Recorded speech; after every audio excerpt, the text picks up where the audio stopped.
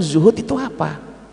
Nah, ini orang Balkh mengatakan zuhud itu kalau tidak ada makanan kita puasa, kalau ada makanan kita toleh kanan kiri, barangkali ada tetangga kita, ada saudara kita yang belum makan. Kalau ada yang belum makan, kita kasihkan mereka. Kalau semuanya sudah makan, barulah kita makan. Kira-kira yang kedua ini ada enggak yang bisa? Dari yang sekian hadir ini kira-kira ada enggak? Wong sing pertama mau angel apa mana sing kedua? Ini menandakan betapa sulitnya kita mendapatkan kebahagiaan lahir batin dunia akhirat. Tapi itulah ya pendapat dari seorang ulama, tandane bahagia iku nomor siji ku zuhud, nomor loro eling mati. Bu, sama nek pas lunga niku eling mati enggak? Ora mungkin. Pemane ate nang mall kok eling mati ya blas. Ate nang tempat rekreasi ya blas. Padahal kula sampean iku mesti mati. Kullu nafsin dha'iqatul maut. Mesti mati. Soal kapan, di mana, kenapa, itu kita tidak tahu, tapi pasti. Pasti akan datang. Apakah panjenengan mati dulu atau saya yang mati paling akhir? Saya juga tidak masalah. Kula niku ikhlas kok. Panjenengan mati dhisik kula niku ikhlas. Yeah. Tapi pasti datang. Pasti datang kematian itu kepada kita semua. Ya. Idza jaa ajaluhum la yastakhiruna sa'atan wa la yastaqdimun. Nek wis pancene jatahe niku pun telas. La yastakhiruna sa'atan wa la yastaqdimun. Tidak akan bisa ditunda atau diajukan sekalipun cuma sesaat. Ini berlaku untuk orang awam kayak kita. Hanya kepada orang-orang tertentu soal ini bisa ditunda. Ada sebuah kisah zaman mudanya Syekh Abdul Qadir Jailani.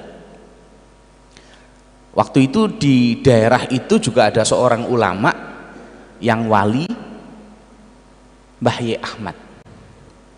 Ada seorang saudagar ini mau melakukan perjalanan jauh dalam rangka berdagang. Dulu itu kalau berdagang tidak seperti sekarang ya. Dulu itu pakai onta, jadi menyiapkan banyak onta untuk melakukan perjalanan ke luar negeri. Seperti biasa orang itu kalau mau dagang biasanya sowan pada kiai, pada ulama untuk minta restu ya. Pertama dagangannya laris, nomor dua aman selamat. Temriki panjenengan ibadah dagang nggih ngoten Bu nggih. Sowan ten yai dhisik ngoten nggih. Saiki gak patek ngono wisan. Ketika itu kemudian beliau sowan pada Syekh Ahmad, seorang wali yang usianya sudah sepuh, 70 lebih. Ternyata Syekh Ahmad itu mengatakan begini, Mas ojo budal sampean. Kenging napa Kiai? Sampean kok nek budal, sampean bakal dirampok. Terus sampean dipateni. Makanya gak usah budal. Orang ini bingung Bu. Semuanya perbekalan sudah siap mau berangkat, kok arep budal gak oleh ambek Syekh Ahmad. Di tengah kebingungan beliau ketemu dengan Syekh Abdul Qadir Jailani yang waktu itu masih muda, usianya masih 30. Maka kemudian Syekh Abdul Qadir Jailani mengatakan begini, Mas sampean budal gak apa-apa. Dawuhe Syekh Ahmad mangke kula diperampok, kula dipateni. Wis sampean budal wae. Akhirnya orang ini berangkat. Setelah berdagang, dagangannya laris, kemudian beliau pulang. Kalau sekarang pulang itu semuanya dijual, hanya membawa emas-emasan supaya ringkes. Ketika perjalanan pulang melewati pagar padang pasir, di tengah padang pasir itu ada oase. Oase itu ada sumber air, di situ ada bangunan, tempat orang beristirahat untuk sholat dan sebagainya. Orang ini kemudian mendatangi bangunan itu, kemudian dia ke kamar kecil, kemudian dia sholat dan kemudian tertidur. Dia lupa barangnya tertinggal di kamar kecil itu. Ketika dia sedang tidur, dia bermimpi didatangi orang yang membawa pedang. Dan seketika orang yang datang itu langsung nyun sewu, bacok tiang niki, kena niki bathuke. Panjenengan nek ngipi disawat wong, kira-kira tangi mboten, Bu? Kula niki nate, Pak. Tiba saking pesawat niku nate. Tibake tangi nisor bayang. Roto kok bayang lho, rumah saku roto kok pesawat. Alhamdulillah mboten napa. Wancine ngipi. Orang ini juga begitu. Ketika dia kemudian merasa dibacok kena niki, tangi jokekal, refleks niki diusap. Wonten getihe. Padahal ngipi niku. Terus kaget lho, barangku nang ndi? Pantes jeding. Alhamdulillah barangnya tasik wonten. Akhirnya tiang niki mantuk. Sampai di rumah dia bingung. Ini saya harus sowan kepada siapa dulu? Syekh Ahmad atau Syekh Abdul Qadir Jailani? Kalau melihat usianya, mestinya saya harus sowan Syekh Ahmad dulu karena beliau lebih sepuh. Tapi kalau melihat kebenaran informasi yang disampaikan, mestinya saya harus ke Syekh Abdul Qadir Jailani dulu. Dua orang ini sama-sama wali yang diberikan fadl oleh Allah, mengetahui sesuatu yang belum terjadi. Maka kemudian Syekh Ahmad lewat, Mas, sampeyan iku sakjane takdire mati, takdire diperampok, tapi krono karo Syekh Abdul Qadir Jailani sampeyan iku pak bendino selama perjalanan diwacakno surat Ikhlas ping 700, dadine sampeyan selamat. Terus tiang niki sowan ten Syekh Abdul Qadir Jailani, matur, Syekh Abdul Qadir Jailani napa leres dawuhe Syekh Ahmad? Napa dawuhe Syekh Ahmad? Terus panjenengan sak bendina maos surat Ikhlas ping 700 dhateng kula, sehingga lantaran surat Ikhlas niku kula dipun slametkan ke Gusti Allah. Ping 700 ya apa? Ping 7000. Dadi bendina selama perjalanan niki karo Syekh Abdul Qadir Jailani diwacakno surat Ikhlas ping 7000, akhirnya dadekno selamat. Takdir Allah dirubah. Jadi takdir itu bisa dirubah. Takdir itu mu'alaq, menggantungkan, bukan mubrom. Sekalipun itu urusan pati, tentu sing maca mergo Syekh Abdul Qadir Jailani, duduk sampean. Nek sampean masih ping 7 juta ya perasa aku. Jadi inilah yang saya mengatakan bahwa sesungguhnya jatah kematian itu sudah tertulis di Lauh Mahfud sejak kita usia 4 bulan dalam kandungan. Tetapi bisa dirubah oleh orang-orang tertentu. Makanya dulu para nabi-nabi dan rasul itu banyak yang ketika mau dicabut nyawanya itu ingin ditunda. Nabi Ibrahim itu berapa kali datangi malaikat Israel, tidak mau mati. Ya. Dan masih banyak. Nabi Musa ketika datangi juga nawar, aku nek kepengin urip luwih dawa maneh, oleh enggak? Ternyata dibolehkan, tapi enggak mau dia, hanya ingin tahu aja. Jadi orang-orang tertentu mendapatkan fadl dari Allah untuk bisa menunda, tapi kalau kita enggak. Nah, orang yang ingat mati itu pasti pertama amal kebaikannya selalu ditingkatkan dari waktu ke waktu. Ibadai luwih sregep, salate yo mesti khusyuk. Sing garano salat gak khusyuk iku kan mergo gak eling mati. Makanya kita semua itu rata-rata nek salat itu gak iso khusyuk, salate kasak khusyuk. Lagi Allahu Akbar klonteng, waduh pindange pangan kucing. Niku tangga kula lho, Bu, tangga kula. Nek jamaah niki insyaallah mboten lah. Mboten beda tapi lagi Allahu Akbar, waduh pepenan kudanan. Itu kita. Padahal para sahabat dulu itu khusyuknya Masya Allah. Sayyidina Ali itu ketika dalam pertempuran itu kakinya kena panah, dibatek gak kuat sampai sempat semaput. Sayyidina mengatakan, wis ngene konco-konco, aku tak sholat. Engkau tengah-tengah sholat panai jabutan, bah aku nek pas mati gak apa-apa asal pas sholat. Wah, akhirnya Sayyidina Ali sholat dijabut itu loh, orang muni belas, orang sambat, orang apa. Selesai sholat Sayyidina Ali muring-muring doh, sama tak kon jabut panai gak mau sama jabut. Lah apa sama tak jabut? Wes dijabut lu boten kroso. Saking khusyuke Sayyidina Ali nek sholat. Bu, sama nek sholat diceluk koncone krungu mboten, Bu? Kepireng mboten? Kepireng nggih? Gak khusyuk sampean. Pak, sampean nek salat ditaruh kancane krungu mboten? Gak krungu, kopoken sampean. Jadi betapa kita ini sholatnya itu belum bisa khusyuk. Orang yang ingat mati sholatnya mesti khusyuk, ibadahnya mesti luar biasa, dan pasti banyak istighfarnya. Akeh njaluk sepuro nang Gusti Allah, ya njaluk sepuro nang menungso. Kita ini rata-rata orang yang suka melakukan kesalahan tapi lali njaluk sepuro.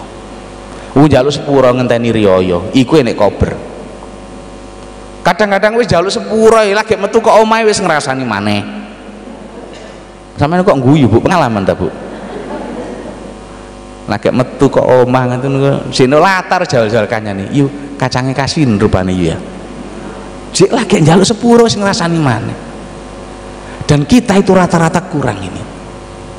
Saya ini pernah dulu waktu sik seneng-senengnya wiritan mendapatkan kenikmatan yang luar biasa, tapi saya tidak boleh cerita kenikmatan itu oleh guru saya.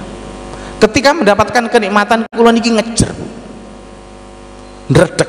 Kenikmatan itu saya dapatkan selesai sholat subuh. Ketika saya sowan pada kiai saya mengatakan, "Dik, sampai niku sik kurang tobate, Dik." Padahal waktu niku, Bu, kula niku bendina sembahyang tobat. Ben mari sembahyang niku mesti istighfar ping 33. Ben menjelang maghrib niku kula diperintah yai maos istighfar minimal ping 70.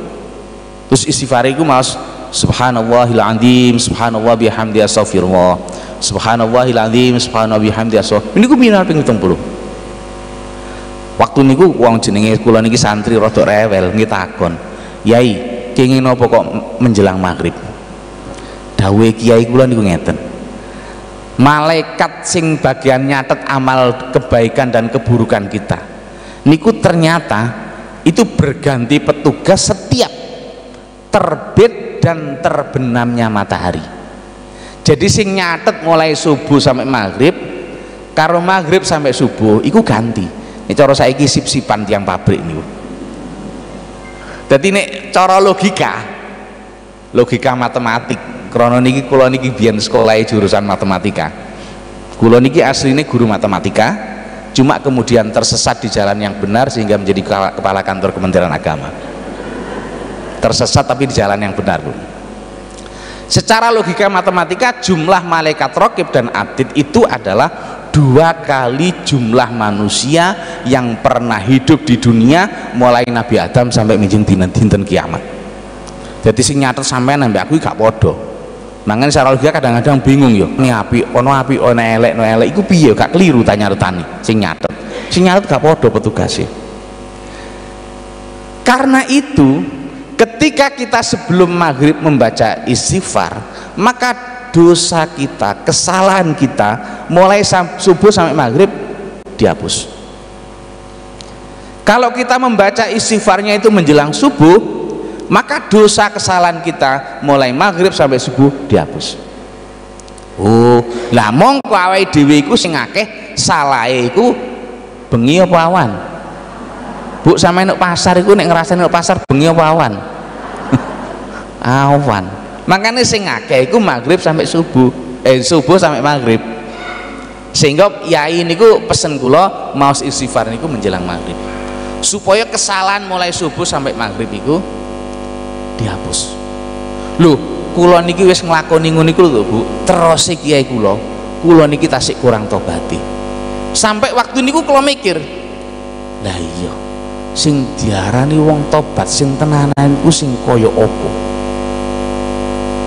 Lah niki makanya kula emut dawuhe Kanjeng Nabi, tubu ilallah fa inni atubu ilaihi fil yaumi mi'ata marrah. Al hadis okamaqal. Bertaubatlah kamu sekalian kepada Allah, karena sesungguhnya aku Muhammad itu selalu beristighfar, selalu minta ampun kepada Allah dalam sehari itu 100 kali. Bu, jenengan mau istighfar ben dinten pinten Bu? Nek kober kadang yoga. Kanjeng Nabi niku minimal sedina ping 100. Padahal Kanjeng Nabi niku maksum. Maksum itu terjaga dari kesalahan. Kanjeng Nabi itu tidak pernah melakukan kesalahan kecuali hanya sekedar sebagai bukti bahwa beliau adalah manusia biasa. Wis koyok nguniku Pak, Kanjeng Nabi niku tobate sebendina niku ping 100. Lah mestine awake dhewe sing penuh dengan dosa ini, penuh dengan kesalahan ini harusnya lebih banyak, tapi nyatanya tidak. Kenapa? Karena kita tidak ingat dengan mati. Padahal dawe niku kafa bil mauti mauidhah, cukuplah kematian seseorang itu menjadi mauidhah untuk kita suatu saat juga akan seperti dia. Makanya wong nek eling mati niku mesti akeh istighfare, akeh njaluk sepurane, kelakuane mesti apik, terus ibadahnya juga selalu meningkat. Niku tandane bahagia yang kedua. Tanda bahagia yang ketiga itu tawadhu, ndak sombong. Kenapa orang itu tidak sombong? Nyuwun sewu, karena dia selalu melupakan kebaikan yang dia lakukan dan selalu mengingat-ingat kesalahan yang pernah dia lakukan. Niki sing angel Bu. Nek awake dhewe biasane kuali. Nek nglakoni apik dieling-eling, nek nglakoni elek dilalekno. Nglakoni apik titik ngono wis dieling diumumno, kon gak ero ah. Musala iku sapa sing nukono karpet? Ya mbuh. Dadi nglakoni apik dieling-eling. Padahal justru mengingat-ingat ini, apalagi menceritakan kepada orang lain, itu akan mengurangi nilainya, terutama karena keikhlasannya. Sebaliknya kalau kejelekan itu kita ingat, kita lupakan, kita akan lupa untuk minta maaf kepada seseorang yang pernah kita sakiti, apalagi kesalahan kepada Allah. Karena itu orang yang tawadhu, orang yang tidak sombong itu dia selalu melupakan kebaikan yang dia lakukan. Jadi ini mari nglakoni apik ku lalekno, seolah-olah kita tidak pernah melakukan kebaikan itu. Sebaliknya kalau habis melakukan kejelekan, ojo sampai dilalekno, dieling-eling. Ben awake dhewe pas njaluk sepura nang Gusti Allah, kita ingat, ya Allah ngapunten kesalahan kula apa yang kita sebutkan. Atau kepada ketemu dengan seseorang sepurane cak yo, aku winginane mari lah ngarasani apa sampean sebutmu. Sampeyan njaluk sepura nyebutno kesalahan sampean Bu. Lali saking akeh kok dadak. Jadi itulah kita. Ya, itulah kita. Kemudian yang keempat, tanda orang yang bahagia itu adalah orang itu selalu ingin ibadah dan membaca Quran. Selalu ingin ibadah. Selalu ingin meningkat kualitas ibadahnya dan selalu ingin membaca Quran. Nyuwun sewu Bu, Al-Quran itu bukan sembarang kitab. Al-Quran itu kalamullah yang sudah diperintahkan oleh Rasulullah untuk menjadi pegangan hidup kita. Salah satu wasiat Kanjeng Nabi kepada kita semua, beliau sebelum wafat di antara wasiat-wasiatnya itu mengatakan begini, taraktu fikum amroini lan tadillu ma in tamassaktum bihima abada, kitaballah wa sunnata rasulih. Al hadis okamaqat. Taraktu fikum amroini, aku tinggalkan kepada kamu sekalian dua perkara. Lan tadillu ma in tamassaktum bihima abada, yang jika kamu sekalian berpegang teguh kepada dua perkara itu, maka kamu tidak akan pernah sesat selama-lamanya. Dua perkara itu adalah, satu, kitab Allah yakni Al-Quran, dan yang kedua wasunnat rasuli yakni Al-Hadis. Jadi ini menunjukkan bahwa sesungguhnya Quran itu mestinya harus menjadi pegangan hidup kita. Banyak di antara kita Al-Quran itu digawe hiasan, golek Quran itu sing apik, sing sampule keemasan, marimu dilebokno lemari sampai setahun gak tahu dibuka, dengan bangga mengatakan Quranku itu Quran sing apik, bleduk gak ono, ya apa nih gak ono bleduk, wong ora tau dibuka, dilebokno jero lemari. Al-Quran itu untuk dibaca, untuk dipelajari, dan untuk diamalkan. Karena itu Bapak Ibu sekalian yang saya hormati, saya mengingatkan kepada diri saya pribadi khususnya dan panjenengan semua, marilah kita ini menjadi orang yang ahli baca Quran, termasuk keluarga dekat kita, suami, istri, dan anak-anak kita. Kita istiqomahkan selalu membaca Quran, baik ketika di masjid, musola, dan terutama ketika di rumah. Karena salah satu pesan Kanjeng Nabi itu, nawwiru manazilakum bis-sholati wa qiraatil Quran, sinarilah rumahmu dengan sholat-sholat sunat dan dengan membaca Al-Quran. Kenapa? Rumah itu kalau sering dibacakan Al-Quran di dalamnya, sekalipun rumahnya nyuwun sewu reot, gak ono lampune mek 5 watt, tapi kalau sering digunakan membaca Al-Quran, sering digunakan untuk sholat, maka makhluk yang ada di langit akan melihat rumah ini bersinar sangat terang. Sebaliknya, rumah yang tidak digunakan membaca Al-Quran, jarang digunakan untuk ibadah, sekalipun rumahnya itu bangunannya besar, gedung magong-magong, lampunya ribuan watt, makhluk yang ada di langit akan melihat rumah itu gelap gulita kayak kuburan. Karena itu Bapak Ibu sekalian, marilah kita istiqomahkan baca Quran, terutama di samping untuk kita juga keluarga kita. Kenapa? Orang itu membaca Quran, Masya Allah, fadilahnya luar biasa, keutamaannya luar biasa. Orang mendengar saja, wa idza quri'al qur'anu fastami'u lahu wa ansitu la'allakum turhamun.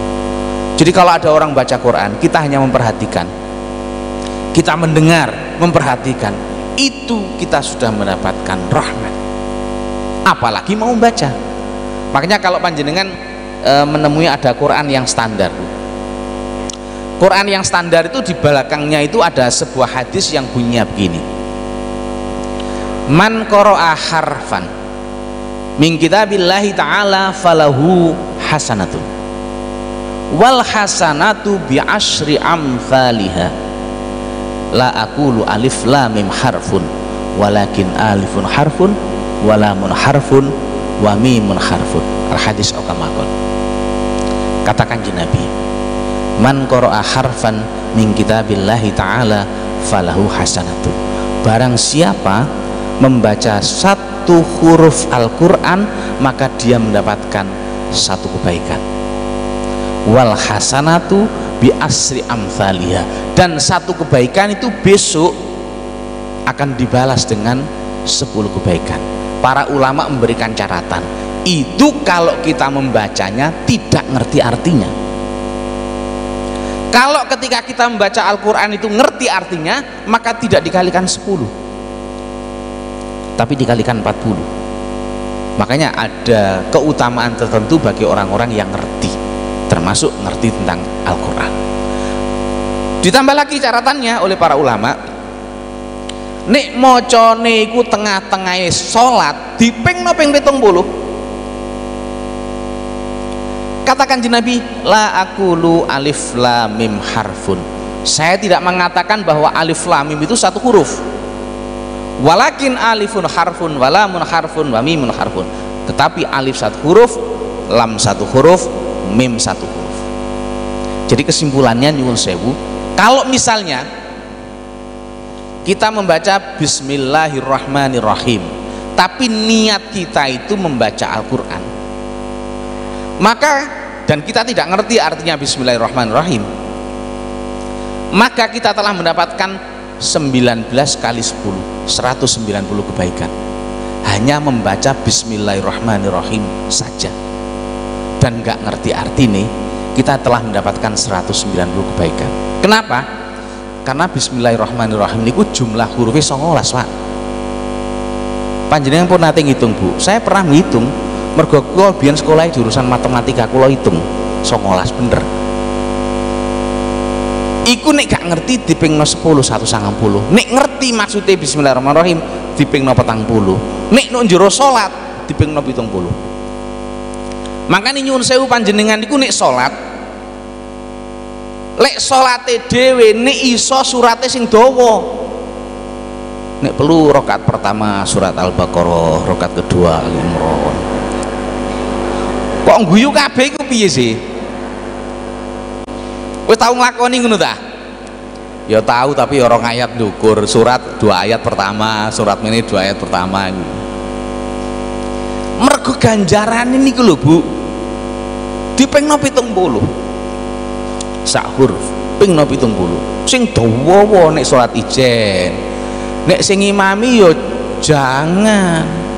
Sampeyan ngimami aja dawa-dawa.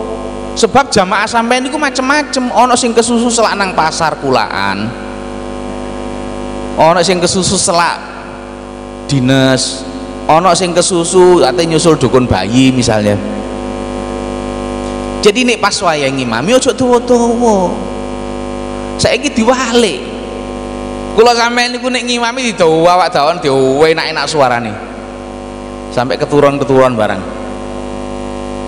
Tapi nek sembahyang dhewe, waduh koyo perlombaan. Rukuk sujud wis masyaallah.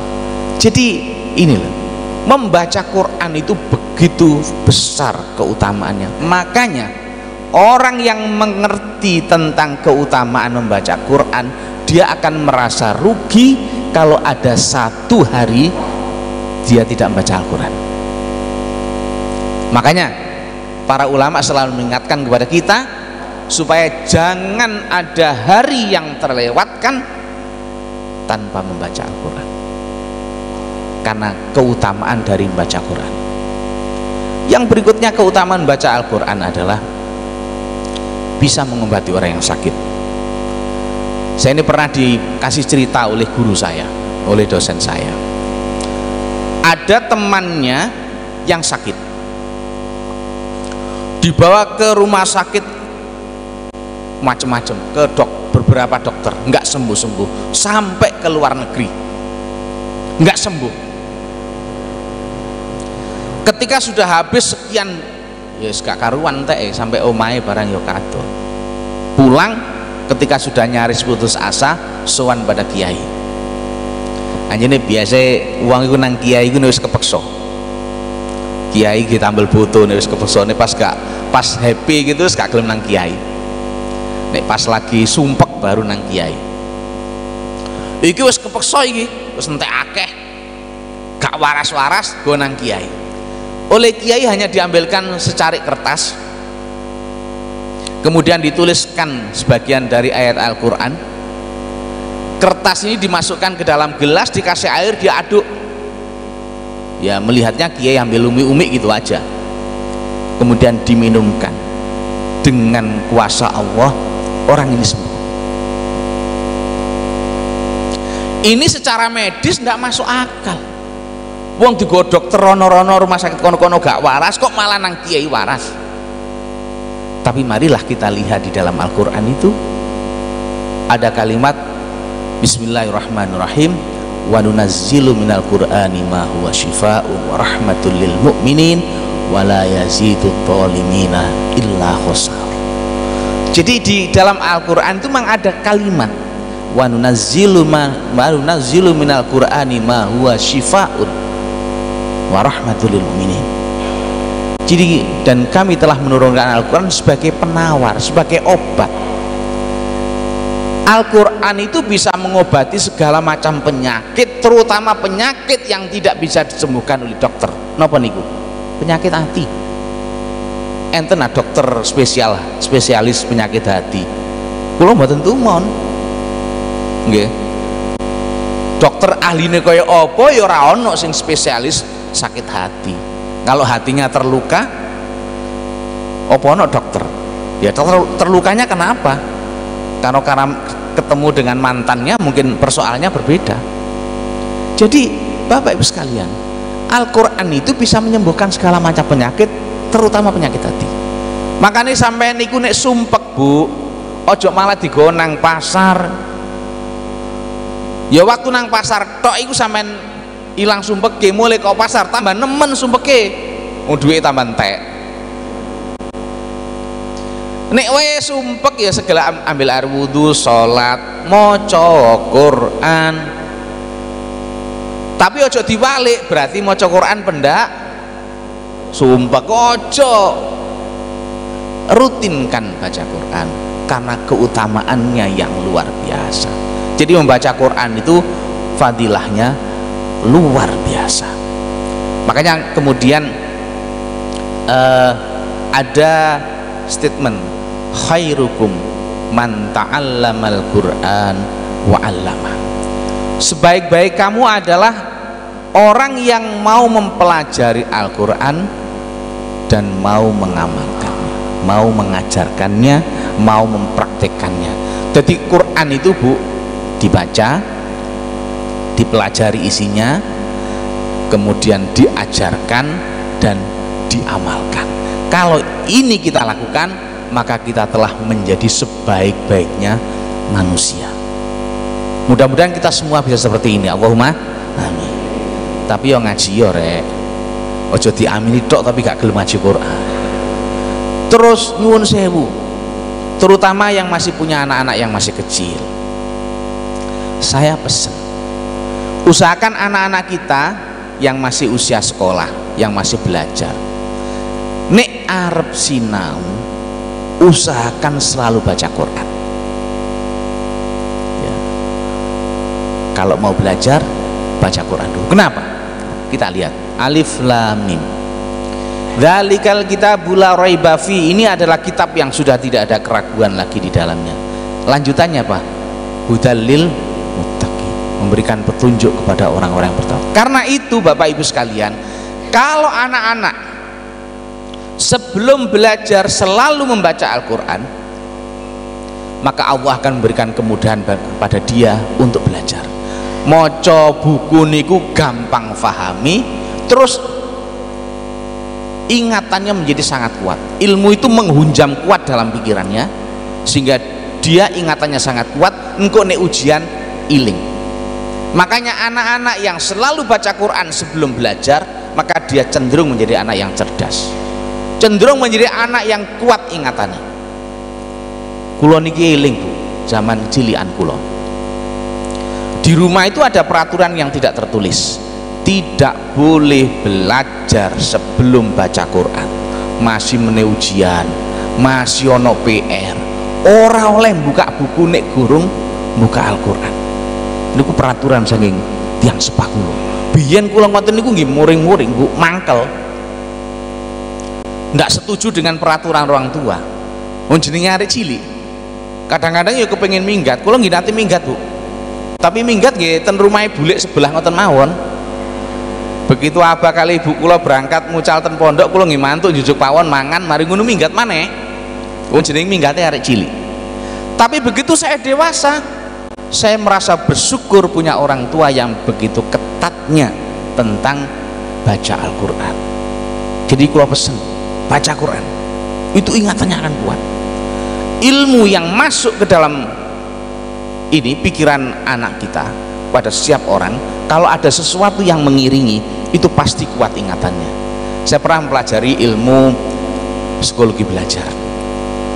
Menurut teori psikologi belajar, kalau masuknya ilmu ke seseorang itu ada sesuatu yang mengiringi, maka ilmu itu akan kuat ingat ilmu itu akan menghunjam kuat dalam pikirannya dan dia akan sulit untuk melupakan ilmu itu. Contohnya begitu, ono arek dikasih PR, yang satu mengerjakan yang A, yang B tidak mengerjakan.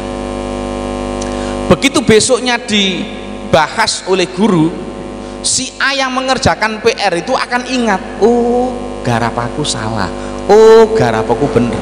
Ingat, nek salah iku sing bener ngene, oh alhamdulillah garap aku bener.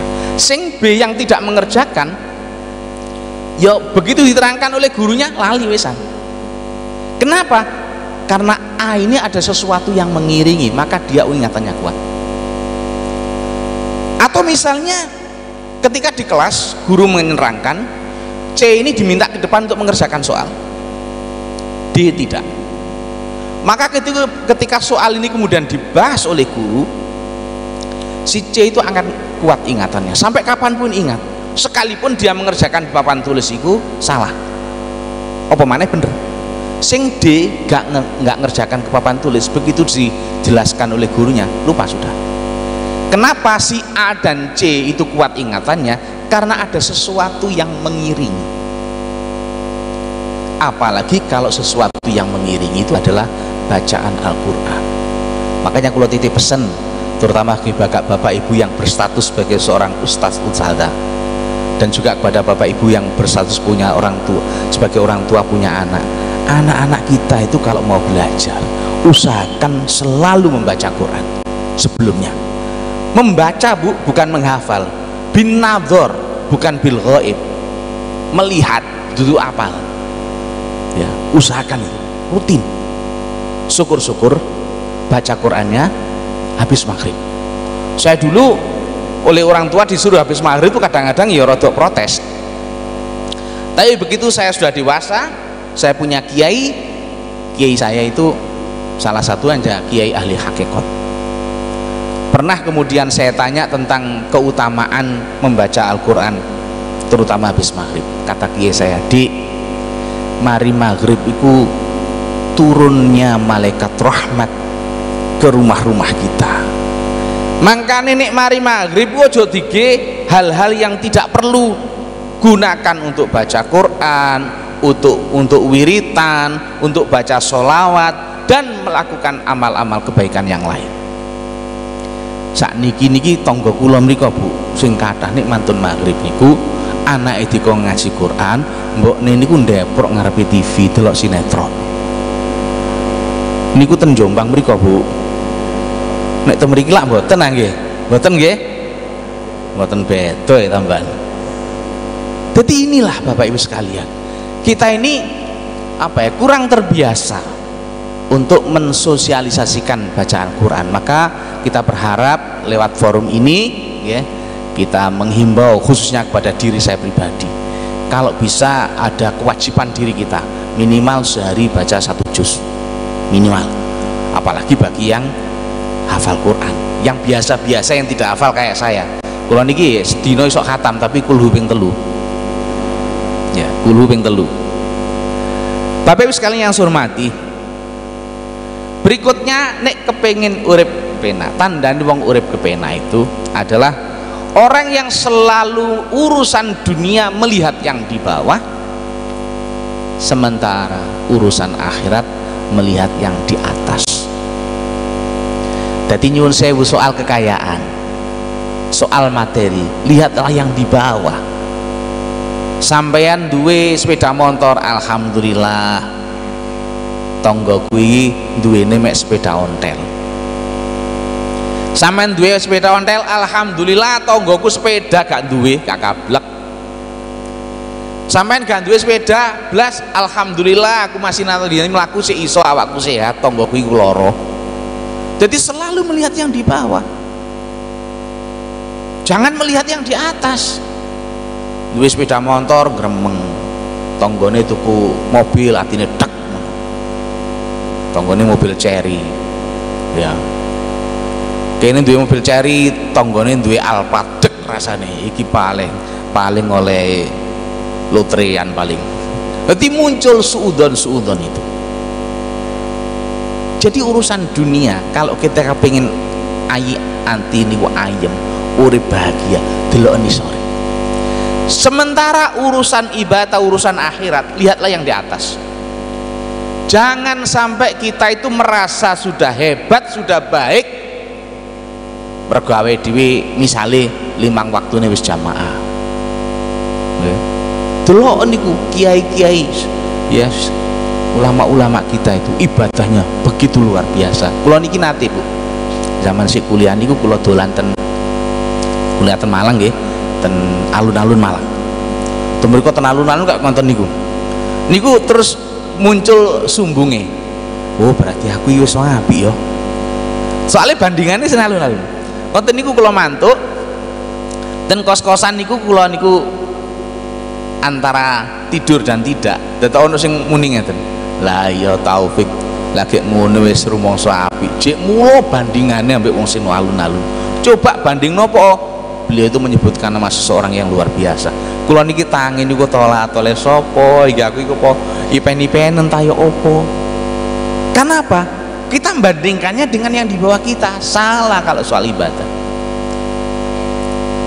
Nyuwun sewu, sahabat-sahabat biyen niku berlomba-lomba untuk ibadah. Sahabat Abdullah bin Mas'ud niku salate bendina niku minimal 500 rakaat, Bu. Saiki sing nderek ten masjid niki enten sing sembayange sedina ping 500 rakaat. Wis tak long 200 rakaat ngacung kaono 100 rakaat pokoknya nenek roh aku pengen roh modele wonge kaya apa gitu loh. Rasakno 100 rakaat wong traweh 23 jadi korting padahal poso iku wis ngono sing nglakoni 23 iku gak kaya sembahyang biasa, kaya perlombaan. Makane musola-musola, masjid-masjid nek sembayang iku suwi traweh, tak jamin mulai separuh Ramadan iku wis apa, Bu? Rupane pengalaman sampean, Bu. Wis gak sapa masjid. Tapi nek musola masjid seperempat jam mari traweh. Kebek, Bu. Waladhdallin amin bismillahirrahmanirrahim yasin Allahu akbar. Wayu laris iku. Lho mestine iku sing dawa. Nggih, sing dawa. Jadi Bapak Ibu sekalian saya hormati, inilah keadaan kita masih jauh ya. Kita itu jauh dibandingkan para ulama-ulama terdahulu. Apalagi misalnya urusan baca Quran. Biyen niku sahabat rata-rata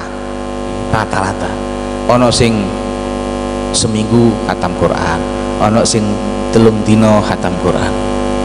Imam Syafi'i itu setiap hari khatam Quran dewean, Bu, gak koyo sampean khatame iku khatam Quran benda ana khataman nuk langgar iku ya tekone pas alif lam mim ambek amma yatasaalun.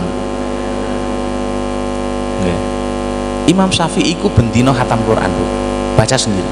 Bahkan kalau Ramadan beliau sehari khatam 2 kali, pagi sampai sore khatam, nanti malam khatam. Wis ngono hari-hari terakhir kehidupan beliau, setiap 1 minggu 2 minggu selesai 1 kitab. Makanya Imam Syafi'i itu sekalipun beliau meninggal dalam usia yang masih muda 55 tahun, tapi kitab yang disusun ada 113. Yang paling monumental kitab Al-Um. Imam Al-Ghazali wafatnya juga usia 55, tapi kitab yang disusun juga lebih dari 100 kitab. Jadi lesannya membaca Al-Quran tidak pernah batal, tidurnya hanya sesaat, tapi tangannya selalu menulis kitab. Karena itu siapa sih sekarang orang yang belajar fikih tidak mengenal Imam Syafi'i? Siapa sih orang yang belajar tentang ilmu tasawuf tidak mengenal Imam Al-Ghazali? Dikenal beliau dan difatihai. Jadi ilmunya itu dipakai sampai sekarang. Nek wis dipakai sampai sekarang, beliau yang sudah di alam barzah dapat kiriman ganjaran. Ini salah satu yang tidak terputus amalnya adalah ilmu yang bermanfaat, termasuk Imam Syafi'i itu. Jadi intinya kita hidup itu bikin sesuatu yang membuat kita itu dapat kiriman sekalipun kita sudah almarhum. Ini yang paling sulit, tapi harus kita lakukan. Bapak Ibu sekalian yang saya hormati, berikutnya tandanya orang itu bahagia adalah sedikit bicara tentang hal-hal yang tidak perlu. Kanjeng Nabi nanti dawuh, man kana yu'minu billahi wal yaumil akhir falyakul khairan aw liyasmut. Barang siapa yang percaya kepada Allah dan hari akhir, falyakul khairan, maka hendaklah dia bicara yang baik-baik. Aw liyasmut, utawa nek gak iso ngomong sing apik, menengo wae. Ya, ini juga statement yang saya kira gampang disampaikan, gampang diucapkan, tapi angel. Sampean iso enggak Bu nglakoni iki? Jadi pesene Kanjeng Nabi dumateng kula panjenengan, nek iso nek ngomong iku ngomong sing apik. Nek gak iso ngomong sing apik, menengo. Lah awake dhewe iku enggak. Ketemu kanca suwi gak ketemu ya. Iku nek gak ngrasani kanca liyane kok ya gak afdol. Nggih Bu nggih. Muya ngono lho sawangane kok. Itu kita itu. Padahal pesene Kanjeng Nabi gak ngono. Lah bagaimana supaya kita itu selalu bicara yang baik-baik? Ya saora-orane maca zikir, maca tasbih, maca takbir, maca tahlil, maca sholawat. Ngoten saora-orane. Sholawat sakake. Kalimat sing paling gampang diucapno, tapi iso ndadekno awake dhewe iku slamet, ya sholawat. Sholawat niku napa sih? Sholawat iku ndongakno slamet nang Kanjeng Nabi. Padahal Kanjeng Nabi ku wong sing mesti slamet. Makanya donga iku balik nang awake dhewe. Ndongakno Kanjeng Nabi balik nang awake dhewe. Oh gak mung balik, dipingno balike. Awake dhewe ndongakno pisan iku nang Kanjeng Nabi dibales ping 10. Nek sing ndongakno Kanjeng Nabi insyaallah dikabulno karo Gusti Allah. Man shalla alayya sholatan wahidatan biha asra sholawatin. Barang siapa yang membaca sholawat kepadaku sekali, kata Kanjeng Nabi, maka akan aku balas dengan 10 kebaikan, 10 sholawat. Bukan hanya itu, wa rafa'ahu biha asra darajatin, dan derajatnya akan diangkat 10 derajat. Bukan hanya itu, wa tarakahu biha asra sayyiatin, dan kejelekannya akan dihapus 10 kejelekan hanya membaca 1 kali sholawat. Jadi bagaimana supaya kita membaca yang baik-baik? Ya sholawat paling enak, paling enak sholawat. Semakin banyak sholawat semakin baik. Bu, jenengan sedinten mau sholawat yang pinten Bu? Wis gak iso ngitung, mbok saking akeh mbok sak tahu nih. Padahal Kanjeng Nabi udah dawuh ngeten. Inna aulan nasabi yaumal qiyamati aktsaruhum alaiya sholatan. Al hadis aukamakon. Sesungguhnya orang yang paling dekat dengan aku tempatnya besok di akhirat adalah orang yang paling banyak membaca sholawat kepadaku. Jadi benjing niku Kanjeng Nabi kan otomatis wong sing mlebu paling tinggi. Nah, semakin banyak kita membaca sholawat, semakin dekat posisi kita dengan Kanjeng Nabi. Otomatis niki secara logika wong sing ahli maca sholawat iku mlebu swarga. Enten malih riwayat sing sapa gelem maca salat sak bendina minimal ping 500 gak bakal dadi wong fakir. Menurut hadis ini sampean kepengin dadi wong sing gak fakir, maca salat minimal ping 500. Tapi ojo diwali, aku tak maca sholawat, apa cek gak fakir. Lagi keliru. Kelirune nek kene iki. Ya sholawat tetep ndongakno Kanjeng Nabi, tapi ketika kita istiqomah maca sholawat ping 500 bendina, ndak akan jadi orang fakir. Jadi begitu, Pak. ikhtiar untuk supaya kita ngomong sing apik itu yang unik. Sebab ngindari omongan elek iku angel. Apa maneh awake dhewe kumpul ambek kanca. Sampeyan ndone pas acara reuni sing diomong napa? Walah gak karu-karuan. Ya, baik ya reuni apa saja. Ya di antaranya itu. Walaupun di situ juga ada banyak manfaat-manfaat. Tapi inilah pesan Kanjeng Nabi kepada kita semua supaya kita itu kalau bisa ya ngomong itu ngomong sing api-api. Nek gak iso ngomong sing api meneng ae.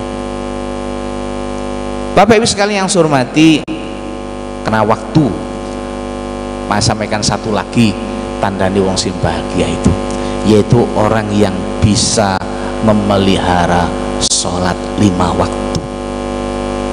Nyuwun sewu Bu, pesen niki pesen kula dateng kula pribadi, ayo dijaga sholate. Sholat itu ibadah yang utama dan terutama. Kenapa? Pertama, karena sholat adalah ibadah satu-satunya yang perintahnya langsung dari Allah kepada Kanjeng Nabi. Semua amaliyah kita itu perintahnya dari Allah melalui malaikat Jibril. Tapi sholat langsung pada Kanjeng Nabi ketika terjadi peristiwa Isra Mi'raj. Itu saja dari segi perintah sholat itu beda dengan yang lain. Itu menunjukkan pentingnya sholat. Yang kedua, sholat itu ibadah yang pertama kali dihitung. Kula panjenengan kabeh mati dikubur ngenteni kiamat. Begitu malaikat Israfil meniupkan trompet, terjadi kiamat kubro. Setelah itu manusia dibangkitkan dari alam kubur, dibawa ke padang mahsyar, menerima catatan amal baik dan buruk. Setelah itu ditimbang. Yang ditimbang pertama itu sholatnya. Awwalu ma yuhasabu 'alail 'abdu yaumal qiyamati as-shalah.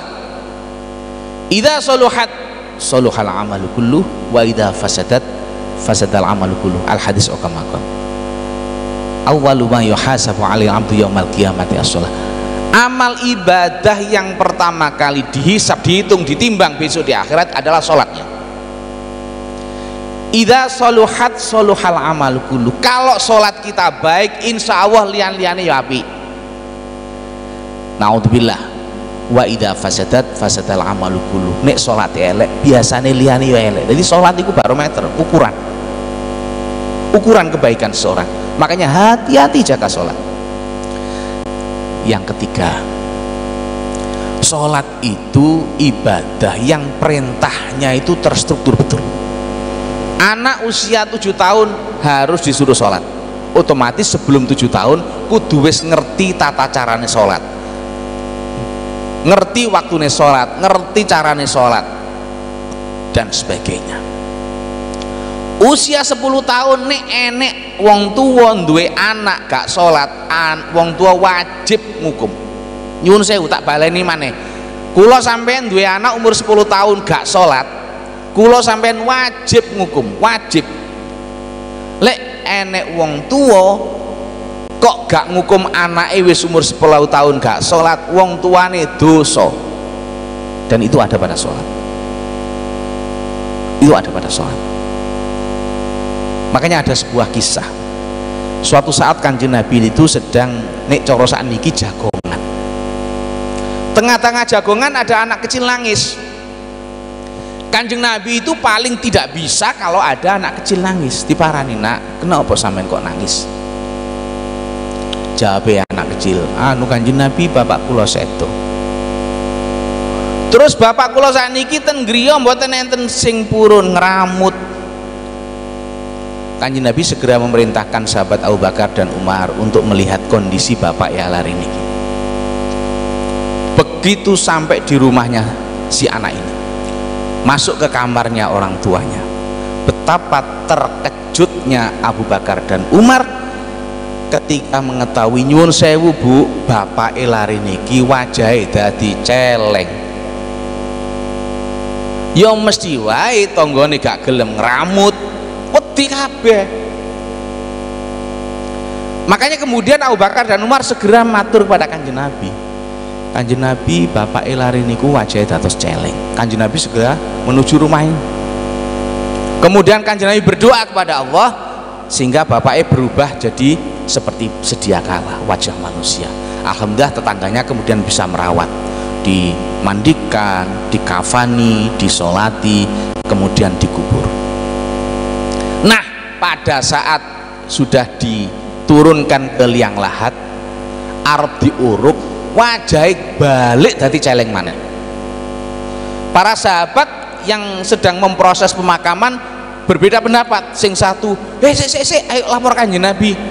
Sing liyane, kesuwen Cak, diuruk sik mari ngelapor. Akhirnya diuruk Bu, diuruk terus lapor Kanjeng Nabi. Kanjeng Nabi ngapunten, apa niku wau wajahnya dados celeng malih. Dan terus apa? Terus si konco-konco kesuwen kubur. Akhirnya si anak dipanggil, nak kena apa sih nak, bapaknya sampean kok wajahnya dadi celeng? Jawabnya, ngapunten Kanjeng Nabi, bapak kula niku mboten nate salat. Dadi lamuno Kanjeng Nabi niku sakniki tasih enten. Kira-kira no Bu, akeh wong sing dadi celeng. Makanya peristiwa niki kula perlu critakaken supaya kula sampeyan niku hati-hati tentang salat. Ojo sampai wani ninggalno salat. Nggih, ojo sampai wani ninggalno salat. Makanya ten swarga niku enten kisah. Swarga niku dipun gambaraken ada bangunan-bangunan besar, megah, mewah. Terus masing-masing rumah itu ada kamar-kamar yang sangat indah. Masing-masing kamar itu ada tempat tidurnya yang sangat nyaman. Di atas tempat tidur itu ada jendela Bu. Jendela itu kalau dibuka, di sana terlihat penghuni neraka. Kenapa dibuat seperti ini? Untuk menambah kenikmatan penghuni surga. Nyuwun sewu Bu, nek kula takon, Bu sampeyan nek dikai dhuwit 100.000 seneng apa gak Bu? Engko dhisik, sampeyan dikai dhuwit 100.000, kanca sampeyan dikai 1 jutaan kabeh, sampeyan seneng apa senep? Nah ketok asline susah Bu, aku dikai mek 100.000, kanca-kancaku dikai 1 jutaan kabeh, susah. Tapi suatu saat sampean dikai duit 50.000, konco sampean dikai 5.000, seneng gak sampean? Muni piye? Udah muni seneng kok dadak. Nah pertanyaannya, kenapa ketika dikasih 100 juta tidak seneng, tapi ketika dikasih 100.000 tidak seneng, tapi ketika dikasih 50.000 kok seneng? Kena apa jawabannya? Delok bandingan nih, delok musuhe. Dikasih 100.000 tidak seneng karena yang lain dikasih 1 juta. Dikasih 50.000 seneng karena yang lain hanya dikasih 5.000. Jadi orang itu akan mendapatkan kenikmatan dan merasakan kenikmatan berlebih ketika yang lain tidak mendapatkan kenikmatan, dan itu manusiawi. Ini orang di surga itu sudah mendapatkan. Orang di surga itu sudah mendapatkan kenikmatan, apalagi ketika buka jendela di sana ada penghuni neraka. Makanya di dalam Al-Qur'an itu ada dialog antara penghuni surga dengan penghuni neraka. Kula namung niroaken. Kata yang di surga, ma salakakum fi sakor. Hei, lapo kamu kabeh kok mlebu neraka sakor? Para penghuni neraka sakor mengatakan, qalu lam naku minal musallin. Iya, aku mlebu neraka sakor soalnya biyen gak tahu sembahyang. Makanya kula dalam forum ini mengingatkan pada kita ya tentang pentingnya jaga sholat, pentingnya keluarga terdekat kita untuk melakukan sholat. Syukur-syukur gelem jamaah. Pesannya Kanjeng Nabi, hafidhu ala sholawati was sholatil wusto. Jagalah sholatmu, terutama sholat yang wusto. Sholat yang wusto itu menurut ulama 1 sholat subuh dan 2 sholat asar. Tentu kalau bisa di samping sholat 5 waktu, ditambah sholat sunat yang lain. Sholat sunat yang hampir tidak pernah ditinggalkan Kanjeng Nabi itu sholat 5 sholatan yang mengiringi sholat. Jadi qobliyah zuhur 2 rakaat, ba'diyah zuhur 2 rakaat, ba'diyah maghrib 2 rakaat, ba'diyah isya 2 rakaat, qobliyah subuh 2 rakaat. Ini sholat yang hampir tidak pernah ditinggalkan Kanjeng Nabi. Kemudian sholat duha dan sholat malam, terutama sholat malam. Kula niki daerah sakit istiqomah. Tapi saya mengingatkan diri saya, ayo rutin istiqomah sholat tahajud. Ini sholat sunat yang paling utama. Qur'annya jelas, wa minal laili fatahajjat bihi nafilatan lak asa ayyab'atsaka rabbuka maqaman mahmuda. Nek kepengin oleh nggon sing mahmuda yang terpuji, sholat tahajud.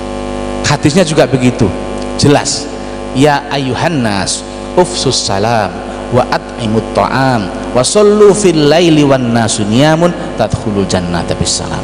Wahai sekalian manusia, ufsus salam, uluk salam. Nek ketemu sesama manusia, sesama muslim, uluk salam. Wa at'imut ta'am, kalimat letterlocknya itu berikan makanan kepada orang yang membutuhkan makanan. Kalimat umumnya berikan sesuatu kepada orang yang membutuhkan sesuatu. Butuh nasihat, kasih nasihat. Butuh dijenguk, kasih jenguk. Butuh utangan, wenono utangan. Kira-kira gitu.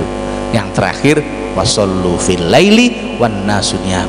Sholatlah kamu pada saat tengah malam ketika orang-orang lain pada tidur. Tadkhulul jannata bisalam, niscaya kamu sekalian masuk surga dengan selamat. Mudah-mudahan kita semua dijadikan menjadi orang-orang yang ahli ibadah, orang yang husnul khotimah. Mudah-mudahan hari ini kita dikumpulkan di sini dan besok kita dikumpulkan di surganya Allah Subhanahu wa taala. Amin ya rabbal alamin.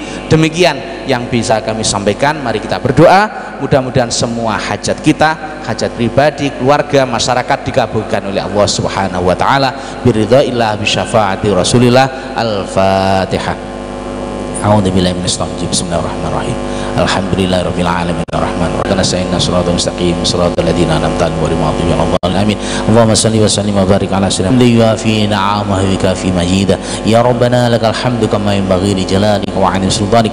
Allahumma shalli wa sallim wa barik ala sayyidina Muhammadin wa ala ali sayyidina Muhammad miftahi bab rahmatillah 'adada ma fi 'ilmillah salatu daimai bidawami mulkillah.